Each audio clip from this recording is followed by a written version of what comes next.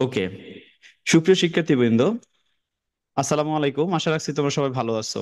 আজকে যে টপিকসটা নিয়ে কথা বলবো সেই টপিকসটার নাম হচ্ছে সংখ্যা পদ্ধতির পূরক। এটাকে ইংলিশে বলা হয় কমপ্লিমেন্টস।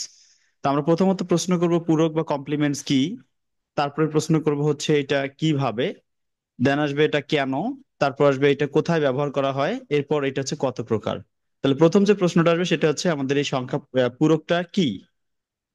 তো আমরা যদি এটা বুঝতে চাই যে এই সংখ্যাপদের পূরকটা কি, তো পূরক বুঝতে গেলে আমাদেরকে একটু ছোট লজিক বা অ্যানালজি আলোচনা করতে হবে।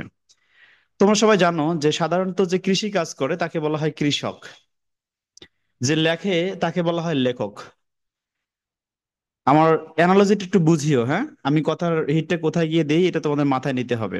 তো তোমরা এতদিন যে এটা ক্লাস করেছো খুব স্বাভাবিকভাবেই ছিল। আজকে ক্লাসটা নিশ্চয়ই একটু অন্যভাবে হতে যাচ্ছে। সেক্ষেত্রে আমাকে সেই সুযোগটা দিতে হবে, চান্সটা দিতে হবে। তোমরা অবশ্যই সেই ধৈর্যটা ধরে থাকবা এবং মনোযোগটা যেন শেষ পর্যন্ত থাকে। হ্যাঁ? তো আমাদের এই সংখ্যা পদ্ধতি থেকে আমরা যেটা বুঝছিলাম এটা পূরক কি, পূরক নিয়ে একটু কথা বলি। আমাদের একটা অ্যানালজি হচ্ছে এরকম যে যে কৃষি কাজ করে তাকে আমরা কি বলি? কৃষক।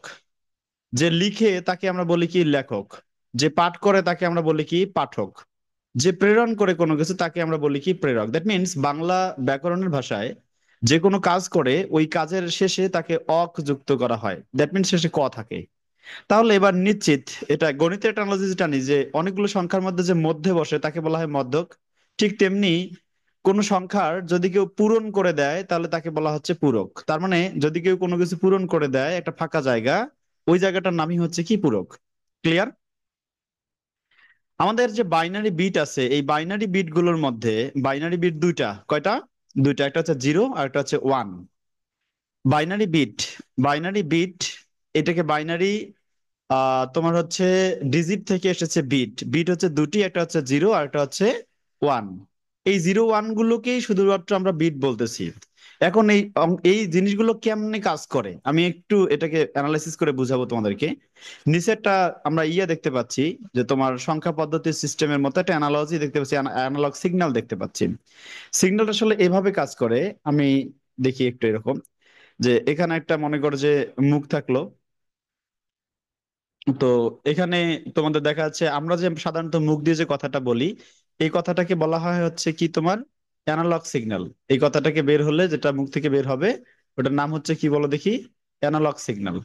তো অ্যানালগ সিগন্যাল গুলো সাধারণত দেখা যাবে তোমাদের এইরকম স্টাইলের হয়, যেখানে তোমার এই সময়ের সাথে সাথে এটা হচ্ছে তো এক্স অক্ষ, এইটা মারাত্মক হচ্ছে আর্ট। অক্ষ। এই আমার কথাটা আসতেছে কি? বুঝতেছো তোমরা? এটা হচ্ছে এক্স অক্ষ, এটা হচ্ছে ওয়াই অক্ষ, আর এটার সাথে সাথে সময়ের সাথে সাথে এটার মানের পরিবর্তন হয়, ঠিক আছে? এই জন্য তার নাম হচ্ছে অ্যানালগ সিগন্যাল।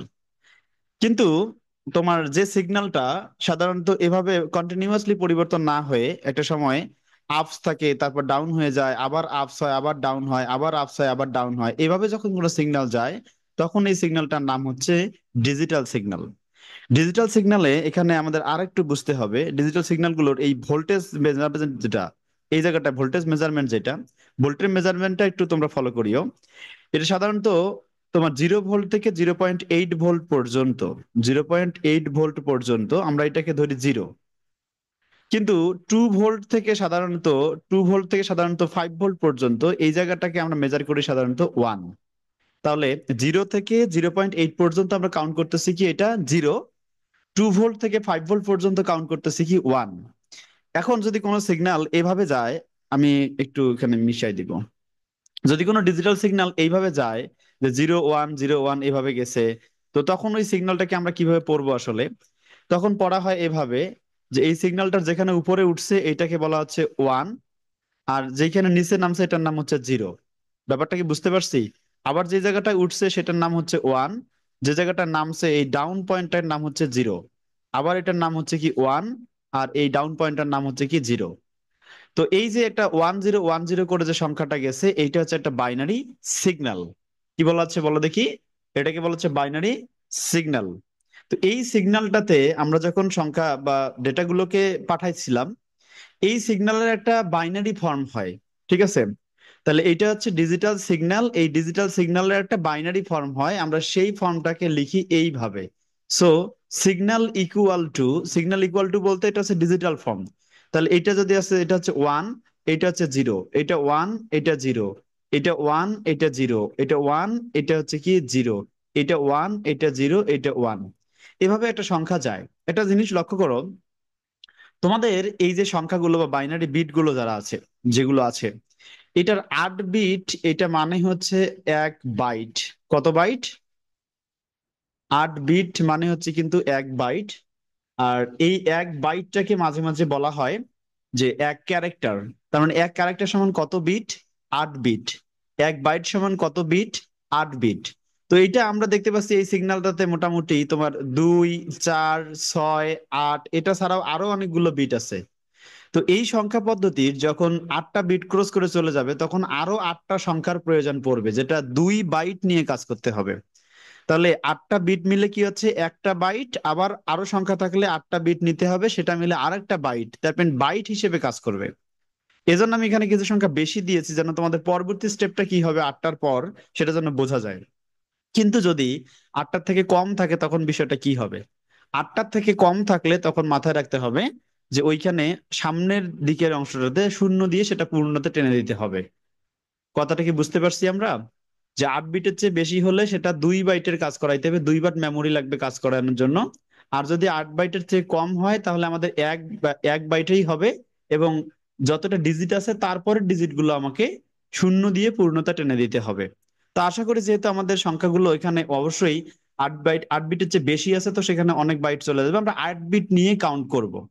সবসময় এটা বাইট হিসেবে কাউন্ট হবে। মাথায় রাখিও তোমরা এটাকে। ওকে। তো এই যে আমরা সংখ্যা পাইলাম, এই সংখ্যাটার দেখেন প্রথমে যে বিষয়টা পাইছি আমরা কি, যে একটা সিগন্যাল পাইছিলাম।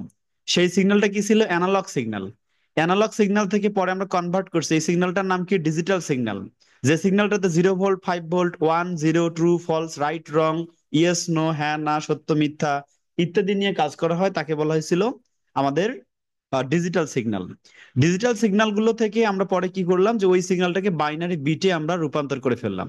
এখন বাইনারি যে বিট গুলো পাইছি, সেটা 8 বিট আমাদের কাউন্ট করাইতে হবে। এই 8 বিটের প্রত্যেকটা বিটের, দ্যাট মিনস 8 বিটের প্রত্যেকটা বিটের উল্টা ফর্ম, উল্টা ফর্ম দেওয়াটার নাম হচ্ছে ওয়ান্স কমপ্লিমেন্ট বা ফার্স্ট কমপ্লিমেন্ট। তাহলে আমি যদি একটু অ্যানালজিটা টানি, এখানে দেখো তোমরা, আছে কি এখানে ওয়ান, ওয়ানটাকে উল্টাই দিলে কি হবে? জিরো। আছে জিরো, জিরোটাকে উল্টাই দিলে হবে ওয়ান। ওয়ান আছে, তাহলে কি হবে? জিরো, জিরো থাকলে কি হবে? ওয়ান। এজন্য মাঝে মাঝে কোনো সায়েন্টিস্ট বলবো না, আসলে বই রাইটাররা মাঝে মাঝে কিছু কথা লিখেছেন, যে কোনো একটা বাইনারি বিটের জিরোর পরিবর্তে ওয়ান এবং ওয়ানের পরিবর্তে জিরো লেখার প্রসেসের নামই হচ্ছে ওয়ান্স কমপ্লিমেন্ট। কথা কি বুঝছো তোমরা? আমাকে একটু অ্যানাউন্স করো, বুঝছো কিনা কথাটা। কোন একটা বাইনারি সিগন্যালের জিরোর পরিবর্তে ওয়ান এবং ওয়ানের পরিবর্তে জিরো লেখার নামই হচ্ছে ওয়ান্স কমপ্লিমেন্ট। ওয়ান্স জি স্যার। কমপ্লিমেন্ট। আচ্ছা, এখন আসো, সেই যে ওয়ান্স কমপ্লিমেন্ট আছে, ওই ওয়ান্স কমপ্লিমেন্টের সাথে যদি আমি টু যোগ করাই দেই, ওয়ান যোগ করাই দেই, বাইনারি সিস্টেমে ওয়ান্স কমপ্লিমেন্টের সাথে ওয়ান যোগ করাই দেওয়ার প্রসেসের নামই হচ্ছে, এই বরাবর থাকলো। এখানে একটু দেখার বিষয় আছে তোমাদের। সরি, সরি, অবশ্যই এটা দেখার বিষয় আছে। এই জায়গা থেকে ধরে নিই আমরা এই পর্যন্ত এইটা নিচের দিকে যোগ করতেছি। আর আমার যে যে উপরের অংশটা ছিল, এই যে এই অংশটা, এই অংশটা আর কোনোভাবেই কাজ করবে না। এই অংশটা আর তার আগে কাজ করবে না। একটু ভালো করে দেখো। আমি তোমাদেরকে এখান থেকে কি বলতে চাচ্ছি বা কি বুঝাতে চাচ্ছি, একটু মনোযোগ দিও তোমরা সবাই। যে সাধারণত কোনো একটা সিগন্যালের উল্টা ফর্ম লেখাটার নাম হচ্ছে ওয়ান্স কমপ্লিমেন্ট। ওয়ান্স কমপ্লিমেন্টের সাথে এক যোগ করার প্রসেসের নাম হচ্ছে টয়েস কমপ্লিমেন্ট। তাহলে তখন এই যে আগের যে সিগন্যালটা লিখেছিলাম আমরা, এই সিগন্যালটা আর এই যোগের মধ্যে আসতেছে না। যোগ করা লাগতেছে শুধুমাত্র ওয়ান্স কমপ্লিমেন্টের যে সিগন্যালটা আছে তার সাথে এক যোগ করতে হচ্ছে। এই যোগ করার পর যে রেজাল্টটা দাঁড়াচ্ছে, সেইটা শুধুমাত্র হচ্ছে টয়েস কমপ্লিমেন্ট। তার মানে কোন একটা বাইনারি বিটের আমরা ওয়ানের পরিবর্তে জিরো এবং জিরোর পরিবর্তে ওয়ান, এভাবে পুরো সিগন্যালটা লিখলে সেটার নাম হচ্ছে ওয়ান্স কমপ্লিমেন্ট। ওই ওয়ান্স কমপ্লিমেন্টের সাথে ওয়ান বাইনারি পদ্ধতিতে যোগ করলে যা দাঁড়াচ্ছে, সেটার নাম হচ্ছে twice complement. Have you got it all? তোমরা কি এটা বুঝতে পারছো? আমি যদি এই প্রক্রিয়া একটু যোগ করি, তাহলে দেখো ওয়ানের সাথে জিরো যোগ করলে যা দাঁড়াচ্ছে সেটার নাম হচ্ছে ওয়ান। হাতে বাকি কিছু থাকলো না, সো শুধুমাত্র ওয়ান আছে, ওয়ানেই বসলো। এবং এখানে হাতে না থাকার কারণে যা যা ছিল তাই তাই এখানে পরেরটাতে বসে পড়লো। ঠিক আছে? জিরো থাকলে জিরো, ওয়ান থাকলে ওয়ান, জিরো থাকলে জিরো, ওয়ান থাকলে ওয়ান, জিরো থাকলে জিরো। এই সিস্টেমটার নাম হচ্ছে টয়েস কমপ্লিমেন্ট। তো এখান থেকে আমি একটা জিনিস আইডিয়া নিতে পারি যে আপাতত আমাদের কমপ্লিমেন্টস কত প্রকার পাইলাম? দুই প্রকার, একটা হচ্ছে ওয়ান্স কমপ্লিমেন্ট আর একটা হচ্ছে টয়েস কমপ্লিমেন্ট। ঠিক আছে, একটু এবার ছোট থেকে যাব, নিচের দিকে আসি, আমি একটু ইরেজ করে দিই সবকিছুকে। হ্যাঁ, ওকে ফাইন। তাহলে উপরে আমরা প্রথম যে কথাটা বলছিলাম যে পূরক বা কমপ্লিমেন্টস, কমপ্লিমেন্টস কি সেটা পাইছি। এবার পূরক কিভাবে, এই কিভাবে এসে আমরা বিস্তারিত কথা বলছি যে এই বাইনারি বিট গুলো ছিল ওয়ান আর জিরো, অর্থাৎ একটা অ্যানালগ সিগন্যালকে যদি আমি উল্টাই দেই তাহলে যে সিস্টেমটা পাইতেছি সেই সিস্টেমটার নাম হচ্ছে কি তোমার ডিজিটাল সিগন্যাল। ডিজিটাল সিগন্যাল থেকে তার 1010 ফর্মটা বের করার নামই হচ্ছে এটা, এটা সিগন্যাল। এই সিগন্যালটাকে যদি উল্টাই দেই তাহলে সরাসরি যা উল্টাইলাম just opposite of the signal, এটার নাম হচ্ছে ওয়ান্স কমপ্লিমেন্ট বা একের পূরক। আর ওই একের পূরকের সাথে যদি আমি এক যোগ করি তাহলে যা দাঁড়াচ্ছে সেটার নাম হচ্ছে দুইয়ের পরিপূরক। তো এইটা হচ্ছে আমাদের সিগন্যালটা কিভাবে বা পূরক কিভাবে হয় সেটার পদ্ধতি। এখন আসি যে পূরক কেন ব্যবহার করতে হবে। তো পূরক কেন ব্যবহার করতে হবে এইটার উত্তর এক বাক্যে না দিয়ে আমরা একটু এই পূরকটা কোথায় ব্যবহার করতে হয় সেটাতে যাই, ঠিক আছে? তো পূরকটা আসলে কোন কাজে লাগে এইটাতে আমার কিছু লিমিটেশন বা কিছু কথাবার্তা বোঝার আছে, এই জায়গাটুকু ভালো করে বুঝিও তোমরা। যে আমি বলছিলাম যে পূরক কেন কাজে লাগে এইটার জানার আগে জরুরি হচ্ছে পুরোটা কোথায় কাজে লাগে। এই কোথায় এর উত্তর বের করতে গিয়ে আমাদের আরেকটা প্রশ্ন আসবে যে আসলে কম্পিউটার কি কি করতে পারে আর কি কি করতে পারে না। কম্পিউটারের সবচেয়ে বড় সীমাবদ্ধতা কি? তো আমরা যে কম্পিউটার গুলো ব্যবহার করে থাকি তার সবচেয়ে বড় সীমাবদ্ধতা হচ্ছে সে নিজের বুদ্ধিমত্তা দিয়ে কোনো কাজ করতে পারে না। সে আর তাকে বুদ্ধি শিখায় দিতে হয়। আমাদের বর্তমান যে প্রজন্মটা চলছে, বর্তমান যে প্রযুক্তিটা চলছে সেটা সম্পূর্ণ হচ্ছে আর্টিফিশিয়াল ইন্টেলিজেন্স, দ্যাট মিনস কৃত্রিম বুদ্ধিমত্তা। এই কৃত্রিম বুদ্ধিমত্তা এসে আমরা তাকে আগে সফটওয়্যার সিস্টেমে লিখে দেই, তাকে আগে শিখাই দেই যে এইটা প্রশ্ন করলে এটা উত্তর দিতে হবে, এটা করলে এটা উত্তর দিতে হবে, এরকম সিচুয়েশন ফেস হলে তোমাকে এরকম কাজ করতে হবে, এরকম টেম্পারেচার পেলে সেখানে তোমাকে কোল্ড সিস্টেম নিতে হবে, যদি এরকম লো টেম্পারেচার তাহলে তোমাকে হাই টেম্পারেচার জেনারেট করতে হবে। এগুলো সবকিছু থেকে আগে থেকে শিখিয়ে দেওয়া, এটার নাম হচ্ছে কৃত্রিম বুদ্ধিমত্তা। তোমাদের আইসিটির ফার্স্ট চ্যাপ্টারের একটা অংশ হচ্ছে আর্টিফিশিয়াল ইন্টেলিজেন্স, এই কৃত্রিম বুদ্ধিমত্তার একটা অংশ। তাহলে আমরা এখান থেকে সিদ্ধান্ত নিতে পারলাম যে নিজের বুদ্ধিমত্তা সে কোনো কাজ করতে পারে না। দ্বিতীয় যে অংশ হচ্ছে সেটা হচ্ছে মৃত মানুষের জান ফিরিয়ে দিতে পারে না, জীবন ফিরিয়ে দিতে পারে না। সে চাইলে একটা মানুষের মতো হুবহু আর একটা কপি বানাতে পারে, রোবট বানাতে পারে, তার মতো করে কথা বলাইতে পারে, তার মতো হাঁটাচলা দিতে পারে, কিন্তু যে মানুষটা মারা গেছে তার জীবনটাকে ফিরিয়ে দেওয়ার মতো ক্ষমতা তার নাই। তৃতীয় যে একটা তার সীমাবদ্ধতা আছে, সে কখনো বিয়োগ করতে পারে না। তাহলে প্রশ্ন হচ্ছে স্যার সে যদি বিয়োগ করতে না পারে তাহলে সে এই ক্যালকুলেশন বা এত বড় বড় ক্যালকুলেশন সে করে কেমনে? তখন বলবো যে তার আসলে ক্যালকুলেশন করার যে স্টেপটা সেটা হচ্ছে যোগের মাধ্যমে সে বিয়োগ করে থাকে। সেই যোগটা কেমন করে করবে এইটার যে প্রসেসটা, এইটা বুঝতে পারলেই তোমরা বুঝবে আজকের এই সংখ্যাপদ্ধতি পূরকের কাজটা কি। ওকে, এইবার আসো আমরা এইখান থেকে একটা কথা বলি যে সংখ্যাপদ্ধতি পূরকের যে পুরো প্রসেসটা সেটা কি কিভাবে আসলো। আমি যদি বলি 46 থেকে তোমাকে 24 এটা বিয়োগ করতে হবে, তাহলে আমরা বিয়োগ বুঝি কিন্তু কম্পিউটার এই বিয়োগটা বোঝে না। সে যেটা বোঝে সেটা হচ্ছে 46 থেকে -24 কে যোগ করা। তার মানে আমি এটা প্লাসে এর চিহ্নের মাইনাসে ক্যালকুলেশন করে কিন্তু মাইনাসই হয়। সে 46 থেকে 24 বিয়োগ করে কিন্তু আসলে 24 বিয়োগ করার তার কৌশল নাই। তখন মাইনাস যে 24টা আছে সেইটা সে সুন্দরভাবে বের করে নেয়, নেয়ার পর তাকে যোগ করে দেয়, আলটিমেটলি রেজাল্টটা এই 46 থেকে 24 বিয়োগ করে রেজাল্টটা দিয়ে দেয়। তাহলে আমি এখান থেকে যেটা বুঝলাম তার মূল কাজটা হচ্ছে যোগের, কিন্তু সে বিয়োগ করতে পারে না। এই এই চিহ্নটা বা সংখ্যাটা চিহ্ন পরিবর্তন করে দিতে পারে, অপোজিট চিহ্ন নিয়ে আসতে পারে। এই যে এক কোনোটা পজিটিভ সংখ্যার নেগেটিভ ফর্ম নিয়ে আসা অথবা কোনো নেগেটিভ সংখ্যার পজিটিভ ফর্ম নিয়ে আসা, এই প্রসেসটার নামই হচ্ছে পূরক। আমার কথাটা আশা করি সবাই বুঝতে পারছেন। তাহলে আমার যে চিন্তাধারার মূল কথাটা ব্যাখ্যা করার মূল যে সিস্টেমটা ছিল সেটা হচ্ছে পূরক কেন। পূরক হচ্ছে কোন সংখ্যার চিহ্ন পরিবর্তন করার জন্য পূরক ব্যবহৃত হয়। এই যে আমি এই জায়গাটায় যে কথাটা বলছি একটু লক্ষ্য করেন, লক্ষ্য করলে বুঝবেন যে কোন সংখ্যার চিহ্ন পরিবর্তন করার জন্য পূরক ব্যবহৃত হয়। তাহলে আমি যদি বলি +5, এই +5 এর 2 এর পরিপূরক করলে কি হবে সেটা, এটা হবে -5। আবার -5 এইটার 2 এর পরিপূরক করলে কি হবে সেটা হবে +5। তার মানে আমার এই যে 24 ছিল, 24 এর সামনে যদি প্লাস দিতাম তাহলে এটা একটা পূর্ণ সংখ্যা, দ্যাট মিনস এটা হচ্ছে একটা ধনাত্মক সংখ্যা। কিন্তু এটা যদি আমি রূপান্তর করে ফেলি তাহলে আমার কাছে চলে আসবে যেটা, সেটা হচ্ছে কি এর পরিবর্তন। আর এই পরিবর্তনটা করতে গেলে টয়েস কমপ্লিমেন্ট করে তাকে বানাইতে হবে কি -24। এখন টয়েস কমপ্লিমেন্ট কেমনে বানাতে হবে এইটা আমরা একটু শিখবো, ঠিক আছে? তাহলে প্রথম প্রশ্ন ছিল কি পূরক কি, দ্বিতীয় প্রশ্ন ছিল কি ওই পূরকের ফাংশনালিটি বা পূরক কিভাবে হয়, কত প্রকার হয় ইত্যাদি বিষয় জানা। এরপর যে পূরক কোথায় কাজ করে সেটা আমরা শিখে ফেললাম। এবারে আমরা আলোচনা করব পূরক কত প্রকার। যদিও আমার বইগুলোতে বেশিরভাগ সময় কথা বলা আছে যে পূরক হচ্ছে মাত্র দুই প্রকার, একটা নাম হচ্ছে ওয়ান্স কমপ্লিমেন্ট আর একটা নাম হচ্ছে টয়েস কমপ্লিমেন্ট। কিন্তু এটা জেনে রাখা দরকার যে আসলে আমাদের কমপ্লিমেন্টস গুলো এর সীমাবদ্ধতার মধ্যে ছিল না, কখনোই ছিল না। আমরা এটাকে শুধুমাত্র রেখে দিয়েছি। তাই এই পূরকটা বিভিন্ন প্রকারের হতে পারে। পূরক কখনো হয় ওয়ান্স কমপ্লিমেন্ট, দ্যাট মিনস হচ্ছে এইটা, আর কখনো হয় টয়েস কমপ্লিমেন্ট এইটা। কিন্তু এর পরও গিয়ে আরো কমপ্লিমেন্টস হতে পারে, তখন তার নাম হচ্ছে এনস কমপ্লিমেন্ট।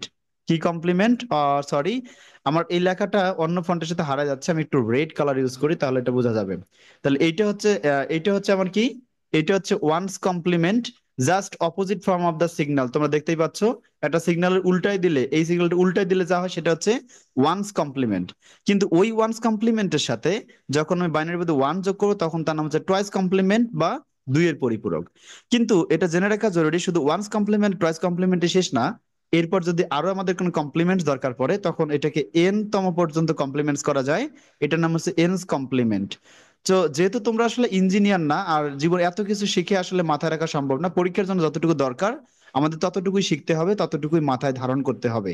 তো এর থেকে বেশি শেখা বা তাকে জায়গা দিয়ে অন্য জিনিসগুলোকে হারিয়ে ফেলা এটা আমাদের মোটেই প্রীতিপ্রদ কাজ না। আশা করছি আমার যে কোর থিঙ্কিংটা এটা আপনারা বুঝতে পারছেন আমি কি বোঝাতে চাচ্ছি। এরপরে আসেন চিহ্নযুক্ত সংখ্যা বা নাম্বার সিস্টেম বলতে কি বোঝায়।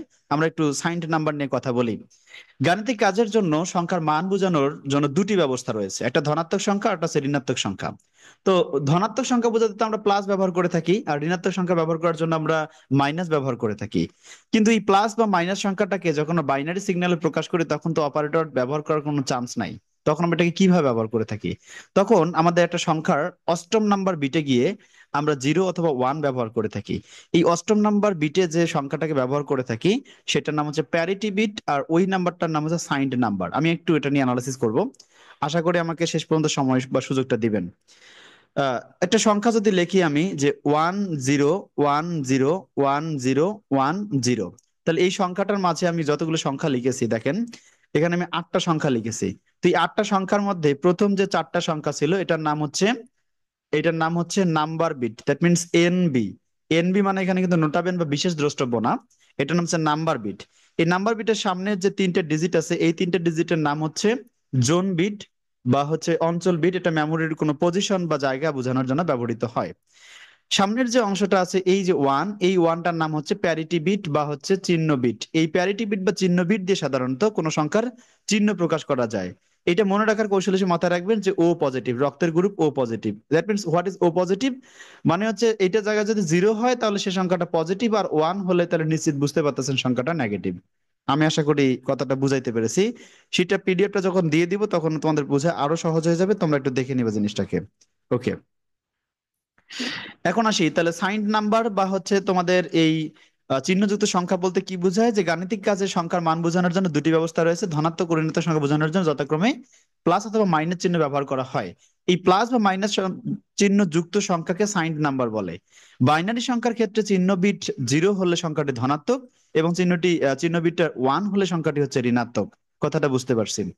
এবার দ্বিতীয় প্রশ্ন হচ্ছে দুইয়ের পরিপূরক কাকে বলে। কোনো বাইনারি সংখ্যাকে উল্টিয়ে অর্থাৎ ওয়ানের পরিবর্তে জিরো এবং জিরোর পরিবর্তে ওয়ান দিলে, ওয়ানের পরিবর্তে হচ্ছে জিরো এবং জিরোর পরিবর্তে ওয়ান দিলে সেটাকে বলা হচ্ছে ওয়ানের পরিপূরক। আবার ওই একের পূরকের সাথে এক যোগ করলে তাকে বলা হচ্ছে দুইয়ের পরিপূরক। দেখো একটা বিষয় বলি তোমাদেরকে, এই প্রশ্নগুলো যতটা সহজ লাগতেছে তোমাদের কাছে এখন যে ভাইয়া তো বলে দিচ্ছে বা এটা তো সহজই বিষয়টা ছিল, কিন্তু তোমরা যখন লিখতে যাবা তখন এটা মাথা থেকে স্লিপ আউট হয়ে যাবে। তো বারবার যারা পারবা আমি রিকোয়েস্ট করব এটাকে মুখস্থ করে ফেলিও একদম।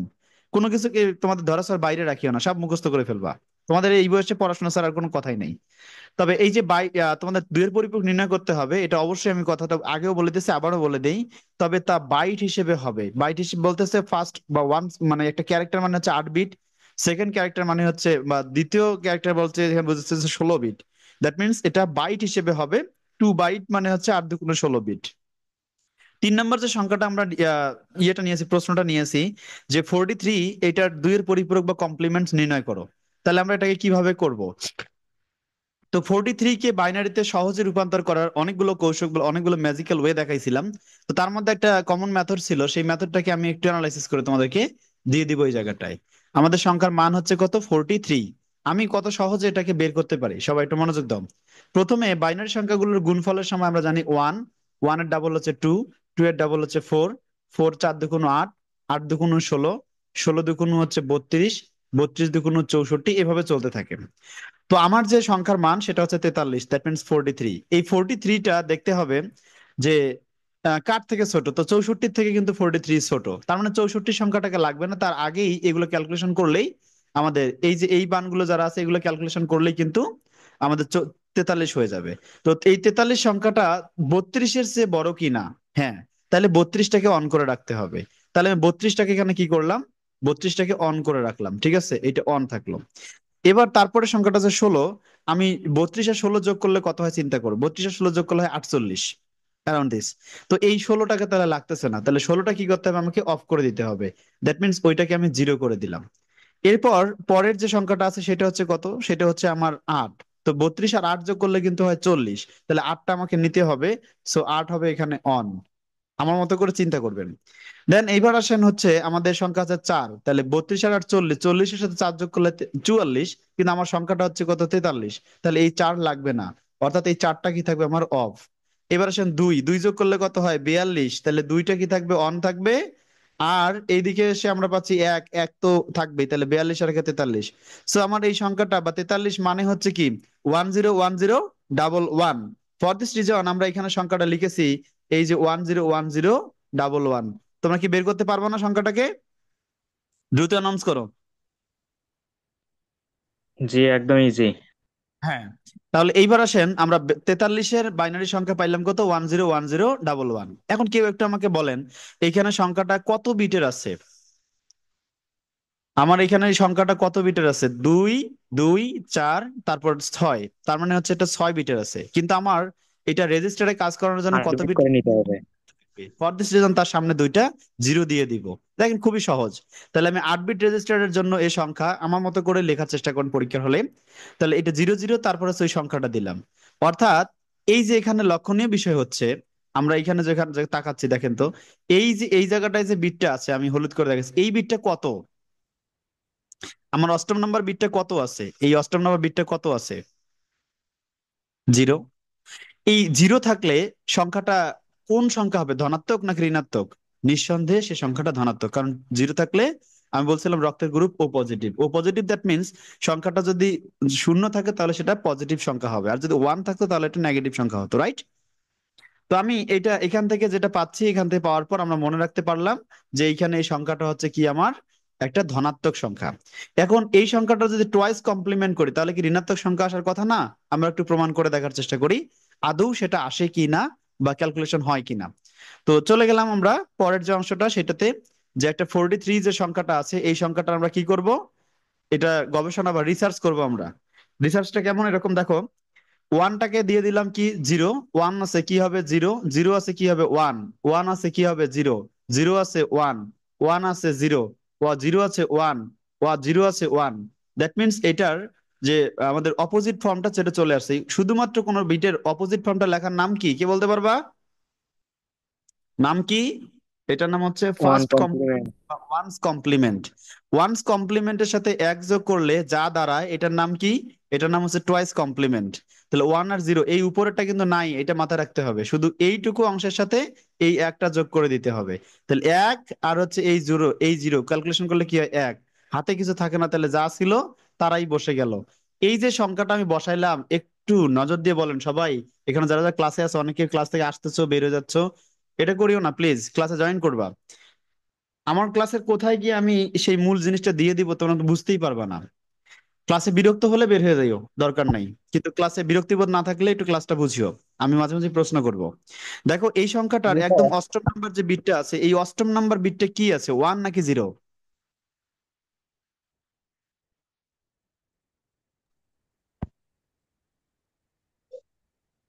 অষ্টম নাম্বার বিটটা কি ওয়ান নাকি জিরো? One one. আছে। ওয়ান যদি থাকে তাহলে সংখ্যাটা কি ঋণাত্মক নাকি ধনাত্মক? ঋণাত্মক। ঋণাত্মক। এই জন্য দেখো, যখন আমরা এখানে জিরো পাইছিলাম তখন তার সামনে বসাইছিলাম প্লাস, আর এইখানে যেহেতু ওয়ান তাই এই সংখ্যাটাকে বলা হচ্ছিল কি মাইনাস। ক্লিয়ার? অর্থাৎ কোনোটা সংখ্যার উল্টা করে লিখলে তার নাম হচ্ছে ওয়ানস কমপ্লিমেন্ট, তার সাথে এক যোগ করলে যা দাঁড়ায় সেটার নাম হচ্ছে টয়েস কমপ্লিমেন্ট। কথাটা আশা করি বোঝা গিয়েছে। এরপরে আসি, আমার যে কথা ছিল, একটা লজিক বা ভাইব ছিল এই পরিপূরক থেকে, সেটা হচ্ছে যে কোন একটা ধনাত্মক সংখ্যা টয়েস কমপ্লিমেন্ট করলে কি হয়? ঋণাত্মক হয়।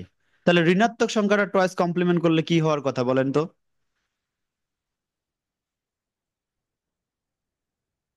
কি হওয়ার কথা বলেন তো? নাই নাই, কেউ নাই, কথা বলেন। ধনাত্মক। ধনাত্মক হওয়ার কথা। আমি একটু চেষ্টা করে দেখি এটা ধনাত্মক হয় কিনা। আমার কাছে 5 থেকে 7 মিনিট ক্লাসের এখনো আছে, আমি চেষ্টা করবো এটুকুর মধ্যেই হয়ে যাবে ইনশাল্লাহ। তোমাদের ক্লাসটা আমি চাইছিলাম 2টা ক্লাসে বা 3টা বা 4টা ক্লাসে শেষ করে দিব, আসলে দেয়া যায় তোমাদের মস্তিষ্কে হলে কিছু থাকবে না। এই জন্য আমি চাচ্ছি তোমাদের সাথে একটু প্রত্যেকটা টপিকসটা একটু ভালো করে বুঝাই দিতে। দিন শেষে তোমরাই তো বলবো অমুক ভাইয়ের কাছে শিখছি, কিন্তু হালাই আমার ঠগাইছে। এই সাইনটা নিতে যাচ্ছি না, জীবনের সাথে এটা একটা খুব খারাপ ট্যাগ। কারণ আমাকে অনেক পথ পাড়ি দিতে হবে জীবনে। যদি অতি সহজে ধনী হতে চাও তাহলে কাউকে ঠগিয়ে বড় হও, আর যদি অনেক বড় হতে চাও তাহলে সবাইকে দিয়ে মানসিক স্যাটিসফ্যাকশন নিয়ে বড় হও। তাহলে ওই বড় হওয়ার মাঝে অনেক পরিতৃপ্তি তো আছে, সেই পরিতৃপ্তিটা কাজ করবে। ঠিক আছে? আচ্ছা, তো এইখানে দেখো আমি যে -43 পাইছি, -43 মানে কিন্তু এই সংখ্যাটা। এই সংখ্যাটাকে আমি এবার তোমাদের মতো করে এটাকে উল্টাই দেবো, কনভার্ট করব, করে দেখবো যে এটা +43 আসে কিনা। দেখি একটু মনোযোগ দেই। তাহলে এই যে 11010101 এটার প্রথম সাইনটা আছে কি বলো দেখি? ওয়ান আছে, দ্যাট মিনস সংখ্যাটা আছে নেগেটিভ। আমি যদি এটা উল্টাই দেই তাহলে কি হবে? ওয়ান আছে কি হবে? জিরো। জিরো আছে কি হবে? ওয়ান। ওয়ান আছে জিরো। ওয়ান। জিরো আছে ওয়ান। জিরো। ওয়ান আছে কি হবে? ওয়ান। জিরো। জিরো আছে কি ওয়ান হবে? আছে। ওয়ান। তারপর হবে কি ওয়ান ওয়ান, তার মানে কি জিরো জিরো। এটা এই যে পুরো সিস্টেমটা বের হলো, এটার নাম হচ্ছে ওয়ানস কমপ্লিমেন্ট। কি কমপ্লিমেন্ট? ওয়ানস কমপ্লিমেন্ট মানে কি একের পরিপূরক। আমি এটার সাথে যদি এক যোগ করে দেই তাহলে কি হওয়ার কথা? এটার সাথে এক যোগ করলে হবে টু এর পরিপূরক। ওয়ান আর জিরো যোগ করলে কত হবে? ওয়ান। এরপর ওয়ান ওয়ানই থাকবে, তারপর কি হবে? জিরো। তারপর ওয়ান ওয়ানই থাকবে, জিরো। ওয়ান ওয়ানই থাকবে, সামনে দুইটা জিরো। এখন আমার যে সংখ্যাটা আসছে এটার মান কত একটু চেক করতে হবে আমাকে, যে এই সংখ্যাটার মান কত। ঠিক আছে? আমি যদি একটু মানটা ক্যালকুলেশন করে ফেলি যে আসলে মানটা কত আসবে, তোমরা বের করতে পারবে অবশ্য। এখন দেখি কিভাবে আসে। প্রথমত হচ্ছে আমার এই সংখ্যাটা কিভাবে ক্যালকুলেশন হবে, প্রথমটা গুণ হবে এক দ্বারা, তারপর একটা দুই, দুইয়ের ডাবল হচ্ছে চার, চারের ডাবল হচ্ছে আট, আটের ডাবল হচ্ছে কত?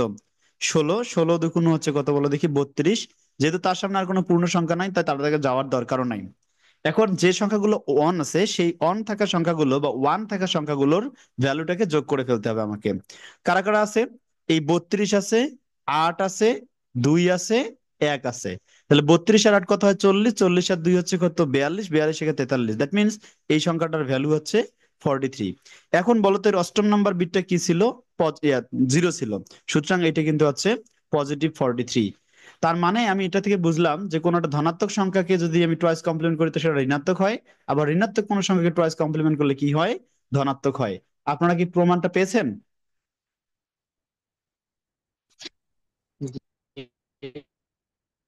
আচ্ছা, এবার আসেন আমরা ওইখান থেকে যে কথাটা আমাদের বলার বাকি ছিল সেই বাকি থাকা কথাটাকে বলে দেই। এবারে আমাদের যে প্রশ্নটা আসবে সেটা হচ্ছে নিগেশন কি। প্রশ্ন হচ্ছে কি নিগেশন কি? নিগেশন শব্দের অর্থ কি? কোন সংখ্যাকে ঋণাত্মক সংখ্যা বা কোন ঋণাত্মক সংখ্যাকে ধনাত্মক সংখ্যা রূপান্তর করার, পরিবর্তন করার কি বলা হচ্ছে? নিগেশন। আর এই নিগেশনটা সম্পূর্ণ করতে হয় টুয়াইস কমপ্লিমেন্ট দ্বারা। তাহলে আমি যেটা বুঝাইলাম সেটা হচ্ছে এরকম, যে বিপরীতকরণ বা নিগেশন বলতে কি বোঝায়? কোন ধনাত্মক সংখ্যাকে ঋণাত্মক এবং ঋণাত্মক সংখ্যাটাকে ধনাত্মকে আসার যে প্রসেস সেটার নাম হচ্ছে নিগেশন। নিগেশন করার জন্য কে হেল্প করে? টুয়াইস কমপ্লিমেন্ট হেল্প করে। বাইনারি পদ্ধতি টুয়াইস কমপ্লিমেন্ট নিগেশন করতে হেল্প করে। একবার নিগেশন করলেন, করার পর যদি আবার নিগেশন করেন তখন সেটার নাম হচ্ছে পুনর্নিগেশন।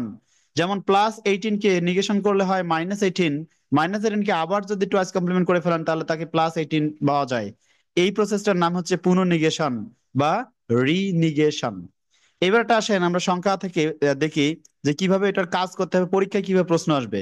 পরীক্ষায় প্রশ্ন আসবে 27 ভিত্তি হচ্ছে 10 থেকে 13 ভিত্তি হচ্ছে 10 বিয়োগ করো, কিন্তু শর্ত হচ্ছে 2 এর পরিপূরকের মাধ্যমে। তাহলে 27 10 থেকে এই যে আমাদের 13 বিয়োগ করতে হবে, এই প্রসেসটা হচ্ছে 2 এর পরিপূরকের মাধ্যমে বিয়োগটা করতে হবে। তো এখন দেখো আমরা যদি এখানে একটু অ্যানালাইসিস করি, আমি বড় করে দিলাম একটু তোমাদের বোঝার সুবিধার্থে। 27 থেকে 13 বিয়োগ করতে হবে। তো আমাদের কম্পিউটার সিস্টেমে কি 27 থেকে 13 সরাসরি বিয়োগ করতে পারবে? তো উত্তর হচ্ছে না। তাহলে সে কিভাবে করবে? 27 কে যোগ করবে কার সাথে? -13 এর সাথে।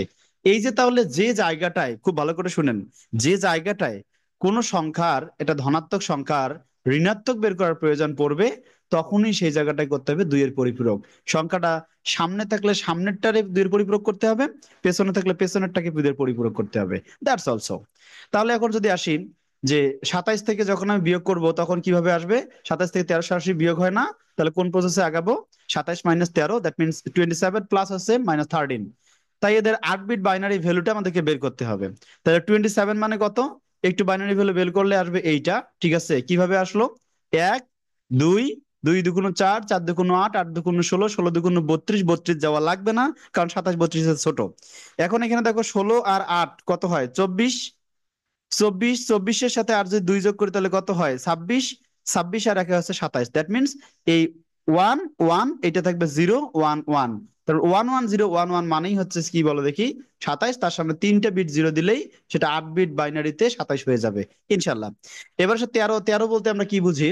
13 বলতে আমরা বুঝি যে এক, একের ডাবল 2, 2 এর ডাবল 4, 4 দুগুণ 8, 8 দুগুণ 16, 16 যাওয়া লাগবে না, এটা ক্রস। 8 4 12, 12 আর একে হচ্ছে 13। তার মানে এইটা অন অন আর এইটা অন আর 2 হচ্ছে কি অফ, দ্যাট মিনস 1101। 1101 এবং তার সামনে 4টা বিট আছে, কি দিলাম? 0 দিলাম। তাহলে এইটা হচ্ছে 27 এবং এইটা হচ্ছে কি? আমরা পাইলাম হচ্ছে 13। 13-র হচ্ছে বিপরীতকরণ। এখন আমাকে কার নিগেশন লাগবে বা কার 2 এর পরিপূরক লাগবে? দেখো 27-এর কিন্তু নিগেশন লাগতেছে না, 13-র নিগেশন লাগতেছে। তাই 13-কে আমরা টয়েস কমপ্লিমেন্ট করে ফেলি। এভাবে আমি যদি 13-র নিগেশন বা বিপরীতকরণ করে ফেলি, তাহলে 13-কে পাচ্ছি আমরা কি? -13। সো -13 কোনটা? যে এই যে এটা হচ্ছে 13, এই 13-র বিপরীতকরণ করলে গেছে -13। এটা হচ্ছে টয়েস কমপ্লিমেন্ট করতে হবে। সো 27, 27টা যা ছিল, এইটা -13 মানে হচ্ছে এইটা, 27 মানে হচ্ছে এইটা। এই দুটি সংখ্যা যদি আমি যোগ করে দেই, তাহলে যোগ করে দিলে কত পাবো?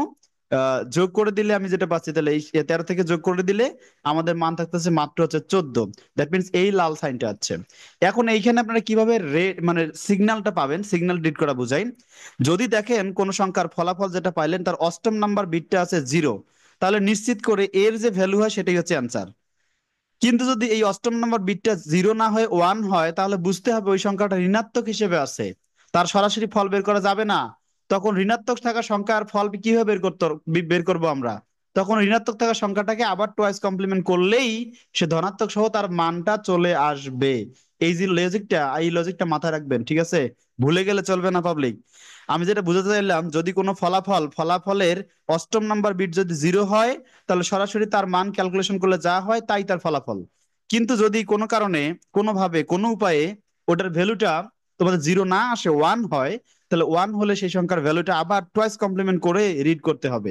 এই জিনিসটা কিন্তু মাথায় রাখতে হবে, খুবই ইম্পর্টেন্ট কথা। আমার হাতে সময় আছে মাত্র 1 মিনিটের মতো।